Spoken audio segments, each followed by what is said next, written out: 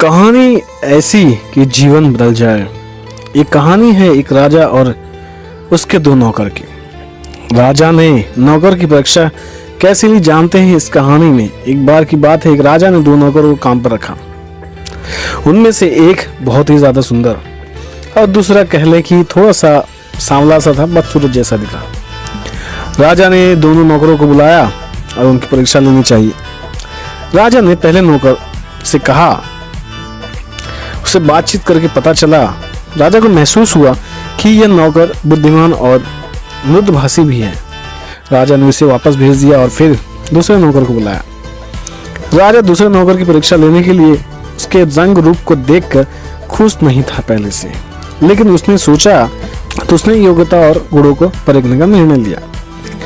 राजा ने उससे कहा, तुमसे पहले जो नौकर आया था वह तुम्हारी बहुत बुराई कर रहा था, लेकिन तुम्हें देखकर उसकी बातों पर यकीन नहीं होता। खैर, तुम ही अपने बारे में कुछ बताओ। नौकर ने विनम्रता पूर्वक उत्तर दिया, यदि उसने मेरे बारे में कुछ कहा है तो सच ही कहा होगा। हो सकता है जो दोष उसने मुझ में देखे हैं वही बताया है आपको, वे मुझे खुद नहीं दिखते। उसकी बात सुनकर राजा ने फिर कहा, मैं चाहता हूं कि तुम भी उसकी कमियों के बारे में कुछ बताओ। नौकर बोला, वो बड़ा सच्चा इंसान है, उसमें सादगी और सच्चाई दिखती है, वो बहादुर भी है और उससे ज्यादा भला इंसान मैंने आज तक नहीं देखा। राजा ने उसे दरबार के बाहर भेज दिया और सोचा क्यों न पहले नौकर की भी इसी तरीके से परीक्षा ली जाए और मुझे एक ईमानदार नौकर मिल जाएगा। राजा ने पहले वाले को दोबारा बुलाकर पूछा, अभी जो नौकर गया है यहाँ से वो तुम्हारी बहुत बुराई कर रहा था। यदि मैं उसकी बातों पर ध्यान दूं तो तुम्हें इसी समय महल छोड़कर चले जाना चाहिए। यह सुनते ही सुंदर नौकर चिढ़ गया, आग बबूला होगा। क्रोध में बोला, उस बदसूरत सा दिखने वाला इंसान ने जो मेरे बारे में कहा है वह गलत है। उसे अच्छे बुरे की परख ही नहीं, वह लगातार अपशब्द बोलता जा रहा था। राजा ने उसकी कड़वी बातें सुनकर निर्णय किया और कहा, उसका तो सिर्फ रंग ही बुरा है, लेकिन तुम्हारा तो मन ही बुरा है।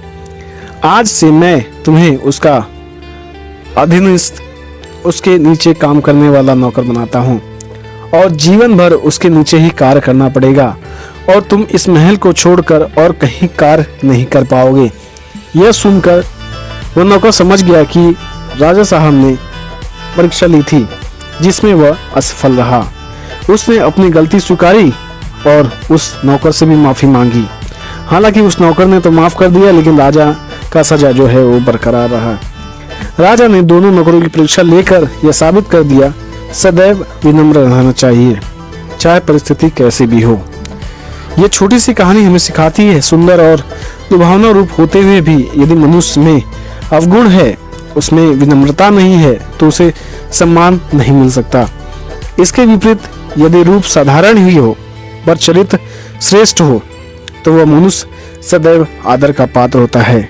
तो ये छोटी सी कहानी कैसे लगी आपको कमेंट करके जरूर बताएं। वीडियो देखने के लिए धन्यवाद। जय हिंद।